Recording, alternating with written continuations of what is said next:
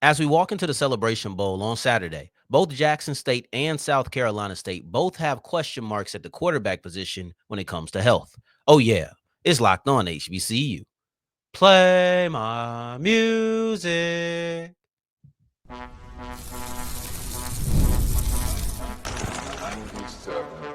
You are Locked On HBCU, your daily podcast covering HBCU sports. Part of the Locked On Podcast Network, your team every day. What's going on, family? Welcome back to another episode of the Locked On HBCU podcast, your number one daily one-stop shop for everything HBCU athletics, Monday through Friday, part of the Locked On Podcast Network, your team every day. I, of course, am Darrion Gray, a.k.a. the Mouth of the South, Texas Southern alum and former TSU Herald Sports editor and current contributing writer at USA Today's Saints Wire. Thank you for going on this journey with me. Make a Locked On HBCU your first listen of the day every day. And remember, just because the mic cuts off doesn't mean that the journey's over. It just means it's time to follow me on Twitter at South Exclusives. Starts with an S and ends with an S. Today's episode is brought to you by FanDuel. Go to FanDuel.com to make every moment more. And if you're new to FanDuel, you get $150 back in bonus bets when you put down a $5 bet.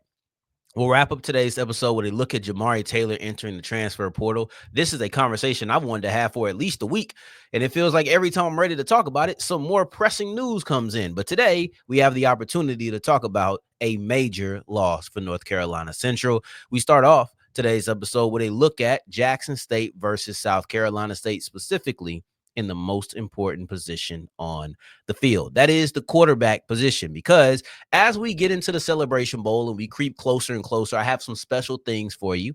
Let me go ahead and announce this right now. We're going to have a South Carolina State and Jackson State breakdown with some surprise guests. We're going to have those both in the evening. So tomorrow's episode will not come out early. It'll come out probably 6:30 probably 6:30 p.m. Probably 6:30 p.m. is when it'll come out. Same with Thursday. Same with Friday. Part of it has to do with getting the guests on, and I want to be able to get them in. But also, I think, you know what? It's a special event. It's the Celebration Bowl. Let's make sure that everything feels special, right? I should probably drop today's episode at 6:30 too. But I won't, because I didn't tell you I would do that on yesterday. Anywho, when it comes to the Celebration Bowl, I believe that there are quarterback questions on both sides of different degrees. However, both of these questions start with health. Eric Phoenix, banged up. Jacobian Morgan, banged up. Zy McDonald, banged up. Right? Like, all of these players, the last time we saw them, dealt with injuries. So the question is, are they healthy enough? How healthy are they? Those are two different questions. Are you healthy enough simply means, will these players play in the game? When it comes to Eric Phoenix, my understanding from what I've heard from people who are close to the situation, as well as what we've heard from Coach Barry publicly, it feels like Eric Phoenix is good to go. He got hurt in the beginning of the Morgan State game. There was a slide. He had an ankle sprain. Ankle sprain shouldn't take you that long, right? Like, this is not a long-term injury when you're looking at it most times. And it's important to say most times. But in this situation, it seems like he's on a favorable side of it all. So with that being said, Eric Phoenix is expected to play. He didn't play in the Norfolk State game to close out the season, and that was because of precaution. And after the game, you hear Coach Barry say, we're just dealing with some nicks. People are hurt, but no one's injured enough to the point where they should not play. All that is important. All of that set the stage. Eric Phoenix, I expect to be out there, which brings the second question. How healthy is he? How well will he be able to move? One of the standout plays from Eric Phoenix, congratulations on the HBCU Plus National Player of the Year, by the way, Brother Phoenix. But one of the standout plays by Phoenix was when he ran over that North Carolina Central defender. When he did that, that was him running out of the pocket. That was him showing his athleticism when we're talking about tucking and running. With an ankle sprain, how comfortable will he be doing that? These are things we won't know until we see him on the field. We won't know until we see him on the field. But it's a little bit interesting to me. I have questions, and I'm just curious. But I expect to see him. When it comes to Jackson State, notice in the beginning I said there's varying degrees. With Eric Phoenix, it's just how healthy is he? I expect him to play. But with Jacobian Morgan, I don't know. With Jacobian Morgan, I listen to what TC Taylor says, and I can't say I feel extremely confident that he'll play. I feel moderately confident. I'm still a little unsure. I still, you say something, I think, yeah, Jacobian Morgan will probably play. Like, I have to say things like probably, I think, most likely. But this is what TC Taylor said. TC Taylor said that both him, Jacobian Morgan, and then also Zy McDonald were moving around well after the game. But with Zy McDonald, Taylor specified that it was cramps. He was just dealing with some cramping. That was bad cramps because they had to carry him off the field, and it looked like he was really struggling moving around at various points. But with that, I know cramps are going to be okay. So I know that if need be, Zy McDonald will play in this game. But then when it comes to Jacobian Morgan, I didn't hear that be specified, right? And but I did hear that he moved well. So if he moved well, there's a chance he'll play. Coach did say I have to look at treatment. With cramps, you ain't got to worry about it. He's going to be good. If it's just cramping, he will be fine. I've never heard of cramps keeping the player out of a game for a week. I've never heard of that in my life. This will be the first time I've ever seen that happen. But with Jacobian Morgan, I think it genuinely is. We have to wait and see what treatment says. We have to see how his body responds. There is probably a chance that Jacobian Morgan doesn't play. And if he does, is he hampered? But let's go even deeper than that. Do they want to go with Zy McDonald? I understand that it was Jacobian Morgan who's gotten you here. But we've seen coaches ride that hot hand. Does TC Taylor ride the hot hand of Zy McDonald? I want to say Cam McCoy so bad because we thought it was going to be Cam McCoy, but it ends up being that he's the only guy who didn't get hurt. So when we have that special guest, I'm definitely going to ask, hey, what about the chances that Zy McDonald plays over Jacobian Morgan and both are healthy? That's going to be the question that I may lead this thing off with. It'll definitely be in that first segment because I think that's a legitimate question. I personally will go with Jacobian Morgan because he got me here. I personally would go with Jacobian Morgan because he's the quarterback who led me through all of the ups and downs. He's the one who led me to this high-powered offense. I would rock with my starter. But we've seen guys say we're just going to rock with the hot hand. We have seen that before. I think it's just an interesting question overall. But when you're looking at Jackson State, you have three quarterbacks. That's an extremely with Jackson State, you have three quarterbacks, and that's an extremely deep quarterback room. You have Jacobian Morgan. You have Zy McDonald. You have Cam McCoy. And two of those three have started games for you. McCoy just couldn't stay healthy. But Morgan has led you to multiple 30-point outputs. And then you have a player in Zy McDonald who comes in the SWAC Championship and leads you to 40. Jackson State has an extremely deep quarterback room, and that should give you confidence knowing that even if Morgan can't go, I can still walk out here with Zy McDonald. Even if Zy McDonald is a little bit, I'm not even going to entertain that. It's cramps. If it's cramps, that is not a week-to-week injury. Drink some water. Drink some pickle juice. Like you'll be straight. But if you did want to turn to Cam McCoy, you could. That is a luxury that not many people have. It's a luxury that South Carolina State doesn't have 3 deep, but they have it 2 deep, right? Like when Eric Phoenix went out, you still walk in Stubblefield and you still getting good production. That's beautiful. When you're looking at these two teams, Jackson State can go 3 deep at quarterback. Rarity, right? South Carolina State can go 2 deep at quarterback. I remember when I was watching the Saints around 2018, 2020, late Breeze era, that backup quarterback became the most important person, whether it was Teddy Bridgewater, whether it was Jameis Winston. It became an extremely important piece of the team. And you see the value in recruiting multiple quarterbacks. You see it. I love it, right? But yeah, Eric Phoenix healthy is no conversation. Not even talking about it. Maybe the same thing with Jacobian Morgan, but I do think that I've seen there's precedent. But as we push forward, let's keep it on the Celebration Bowl because both coaches have addressed the time gap.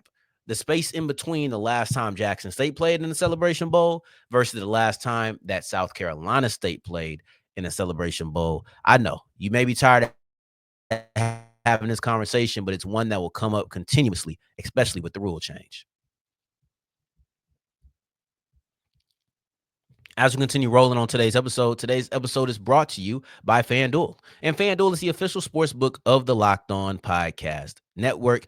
Man, if you want to just make some easy money on something that you already know and love, FanDuel is the best way to go.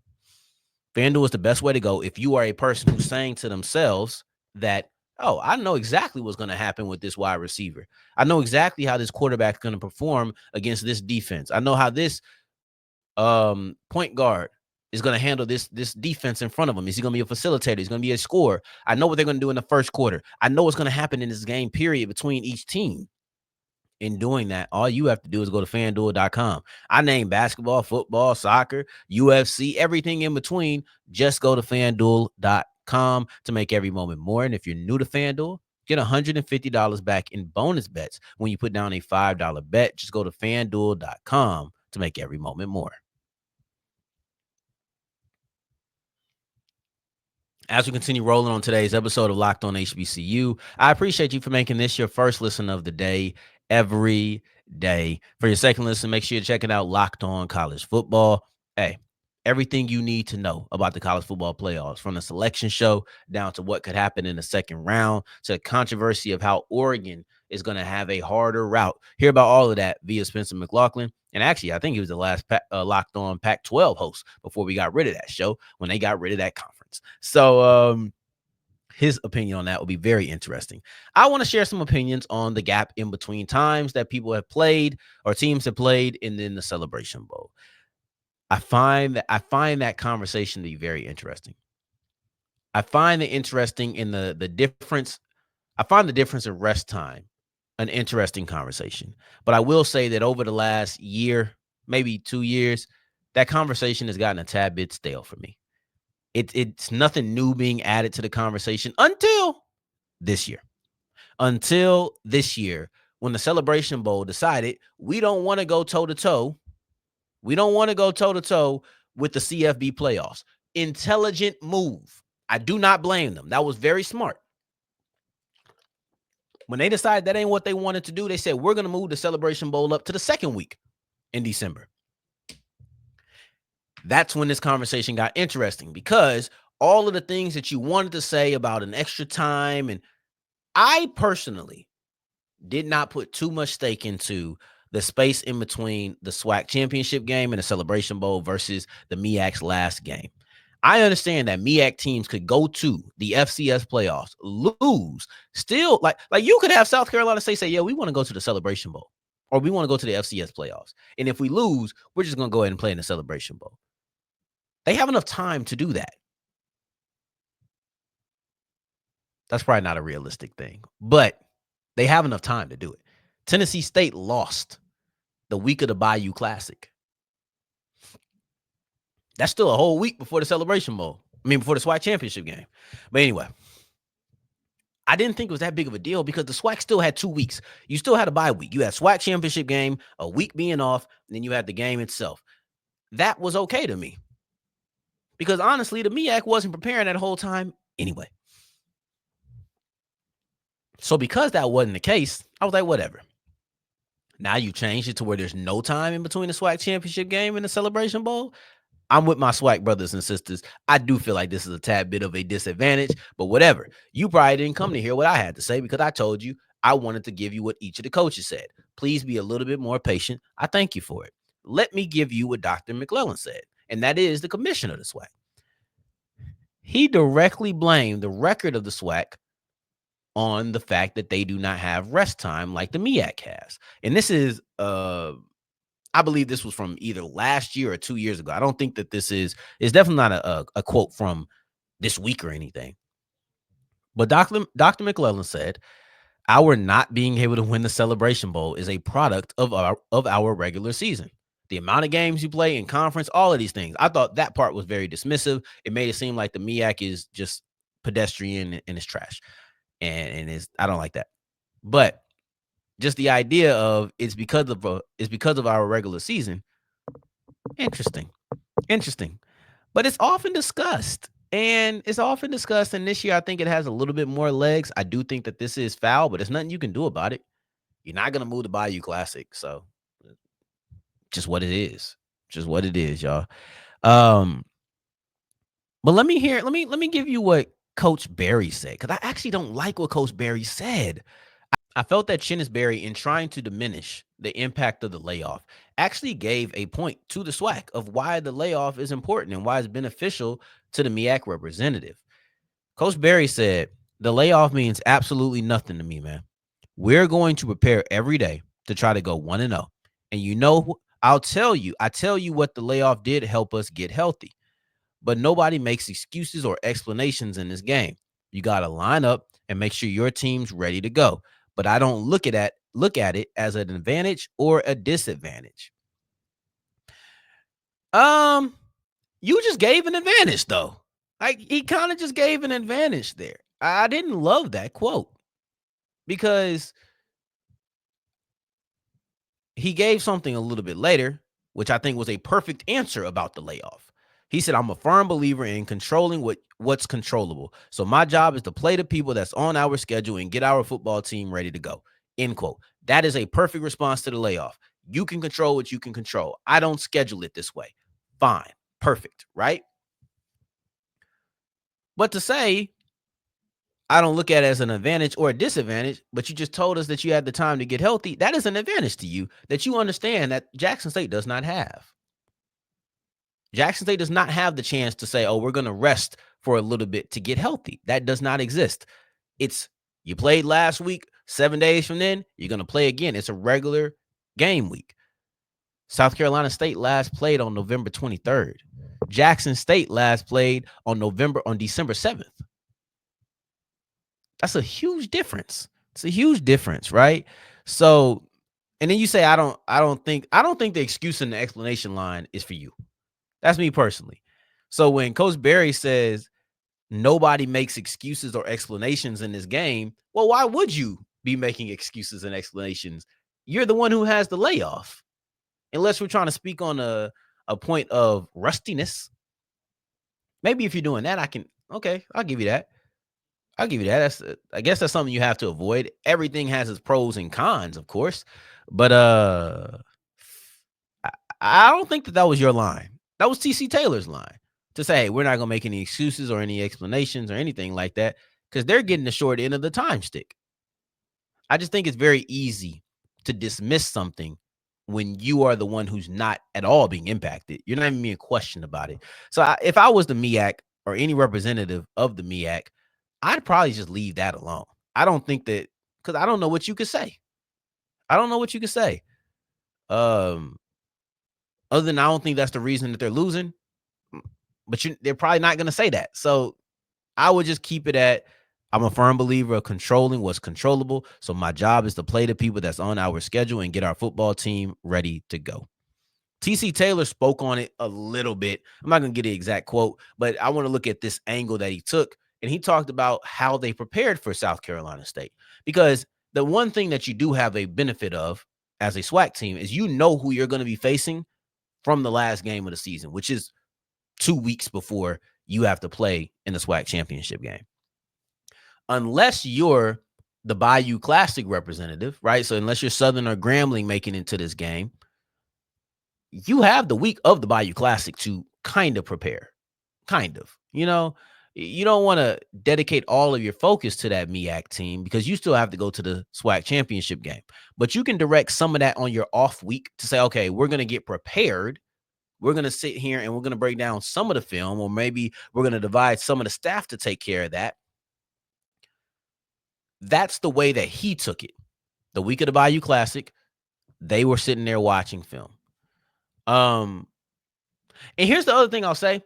I never hear people talk about how the Bayou Classic is a disadvantage in the SWAC Championship game. I never hear that. I never hear that the team in the East gets a week off. I don't know why is that not the case? Why do we sit here in the old format and say, well, you know, the MEAC has extra time? What about Southern and Grambling? I'm just saying, I pose that question. When we talk about the difference in time off between the MEAC and the SWAC going into the Celebration Bowl, why do we not carry that principle into the SWAC Championship game where the Bayou Classic is 7 days before, or not 7 days before, but it's a week and a half before? Why is that? Does that extra couple of days make a difference? Oh, no, it's a week before. I'm tripping. It's not on Thanksgiving. It's not on Thanksgiving. I don't know. People don't talk about Southern and Grambling having a disadvantage there. I wonder why that's the case. And that's not sarcasm. That's not me hinting at anything. I legitimately wonder, why do people not say that Southern and Grambling are at disadvantages in the SWAC championship game because they had to play 7 days before, while the team on the East that they're facing got 2 weeks, so they got a week off. No one says that. No one says it. But whatever. As we push forward, I'm going to look at Jamari Taylor, a devastating transfer. He's a player who is the engine of this North Carolina Central offense. And, well, he was the engine. Let's look at that as we continue and wrap up today's episode of Locked On HBCU. Today's episode is brought to you by Omaha Steaks, and nothing delivers comfort and joy quite like the unrivaled quality and taste of Omaha Steaks. It's guaranteed perfection in every single bite, and right now, you can save on unforgettable gifts with 50% off site-wide at omahasteaks.com. Plus, you can score an extra $30 off if you use the promo code COLLEGE. So, there's 5 generations. They've been making the best steaks and also expert gifts for 5 generations, from legendary steaks to mouth-watering desserts and more. Save 50% off site-wide for a limited time at omahasteaks.com. Plus, our listeners get an extra $30 off with the promo code COLLEGE. That's 50% off, 50, not 15, 50% off at OMAHA Steaks, omahasteaks.com, and an extra $30 off. This is big. 50% off plus the extra $30 when you use the code COLLEGE. A minimum purchase must apply, but trust me, you go there, you're going to want to buy the entire store. Omaha. Get them right now. As we're wrapping up today's episode of Locked On HBCU, I appreciate you for making this your first listen of the day, every day, making it all the way to segment 3. And I thank you 2 times for that. Thank you. Whew. Jamari Taylor is a big blow. And I would argue that Jamari Taylor is the most surprising and impactful transfer of this transfer portal season. Just so you know, transfer portals, they moved up early signing day so that transfer portal players couldn't get signed, right? So, like, it's just high school. That's why you didn't see any transfer portal players in your early signing day class. So that's been changed. But Jamari Taylor, I don't usually get surprised when I see transfers, right? Andrew Jones, did he catch me off guard a little bit? Only because I wasn't thinking about it. But it didn't take me, like, I wasn't like, wow, he transferred? He entered the portal? Most transfer portals, most HBCU players who enter the transfer portal don't surprise me. And the ones that do, I don't care about. Right? Like when you enter the portal, like, dang, you? I don't know. You ain't really set your foundation the proper way, in my opinion. Jamari Taylor did that.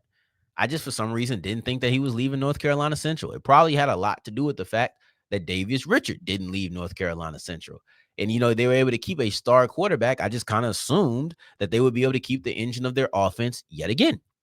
Jamari Taylor is everything for this team, from a running aspect, from a flow of the offense, run through pass, both of them. He's not the leading receiver, but he is the guy who drives that passing attack, because that passing attack feeds off of the running game.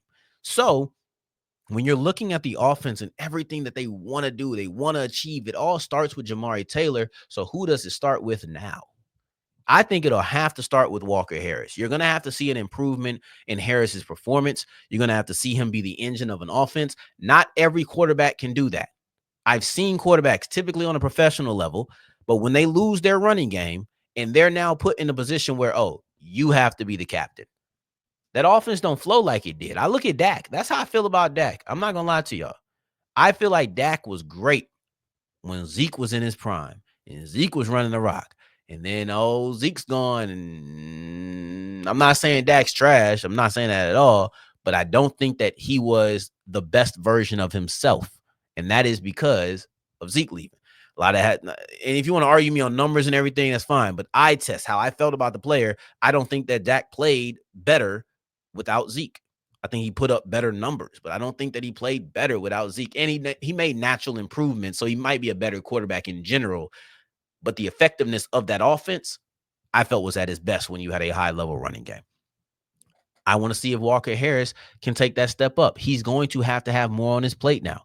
Walker Harris is going to have to be the guy who pushes North Carolina Central into contention, at least until we get into recruiting and we see how that changes. But as we sit here today, and if Walker Harris, or excuse me, if Jamari Taylor enters the portal and goes elsewhere, then yeah, we will 100% have to look at Walker Harris as the engine. I know what you may be thinking. Mekhi Hagans and Giovanni Gibson at UAPB have an argument for being the most devastating, most impactful, but I don't think that the Gibson portal edition was surprising. I expected him to do that. He's probably going to be a first-team All-American in the FCS, so that's, yeah, those things typically happen.